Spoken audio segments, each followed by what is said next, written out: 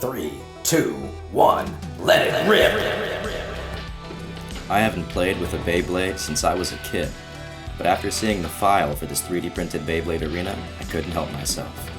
I definitely learned a lot from this project, and here's a look at the full build, and then some battle highlights, and finally, my general thoughts on Beyblade. Here's all the pieces before I epoxy them together. And here's me applying the epoxy. Now I'm priming it. Here's some fast-forward sanding. That came out as smooth as glass. And the chrome spray paint.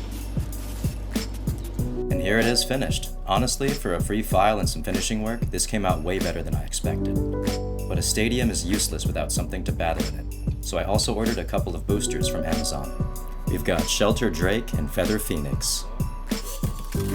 These newer Beyblade X-Tops feel way more intense than what I remember as a kid. The metal, the ratchet system, the aggressive shapes, everything feels like it was designed to cause problems, and I'm all for it.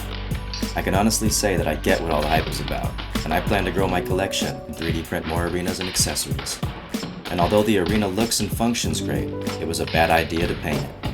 As you can see, the surface got heavily dented after only an hour of play, so for future builds, I plan to print it in PETG and sand it down without painting it. If you'd like to see more videos about Beyblade, leave a like and feel free to drop a comment for the next video idea. I'm Dead Moon, and thanks for watching.